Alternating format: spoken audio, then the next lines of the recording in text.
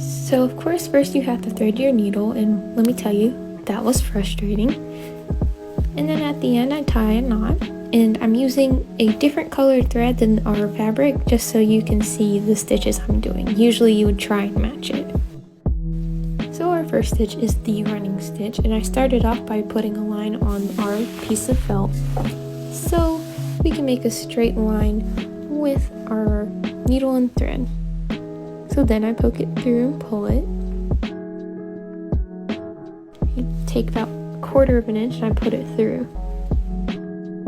And then I take about another 1/4 inch of space before poking it back through the fabric. And the reason why we're doing this is because in a running stitch they're evenly spaced apart, and it's usually about 1/4 of an inch.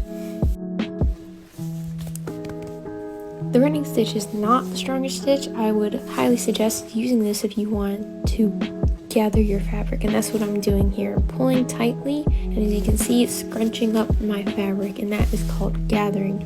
And often you can use gathering when you're making ruffles or just when you need something to be scrunched up, like a scrunchie. Now this is very similar to the running stitch. It's called a basting stitch. It is done the exact same way as a running stitch, but is done much closer than 1/4 of an inch. So you make one stitch, leave that amount of space between them, and keep going. It's the same thing as the running stitch, just much closer.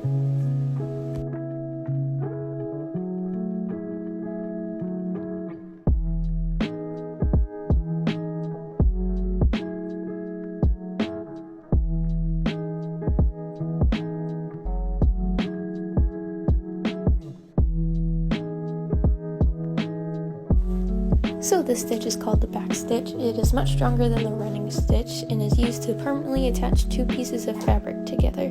You cannot gather with this one. And you're going to start off the same way as you did with the running stitch by making one stitch that's about 1/4 of an inch.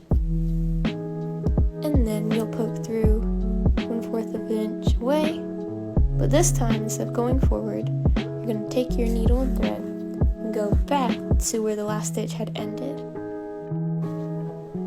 And then when you get to the back, you're going to then start about another 1/4 of an inch from the last stitch. When you poke it through and pull it, you'll go back to the last stitch, and you'll just repeat this process. This also can be used in embroidery to line things, just because it makes such a solid straight line.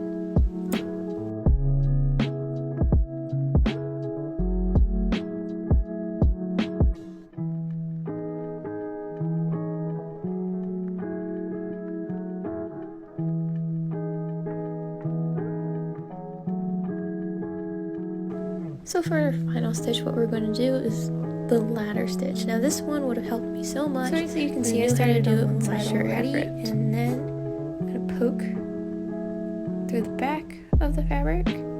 As you can see, I had a little trouble doing it. And I'm going to take my thread and pull back, so I'm on the front side of the fabric again, and it'll make a straight stitch along. And then I keep doing this in straight stitches, and I'm pulling really tightly so you won't be able to see it on the other side. This is also known as the invisible stitch for that reason. But it's just the same process. I poke to the next side and poke again to make sure my thread is on the front of the fabric, and I make a ladder shape.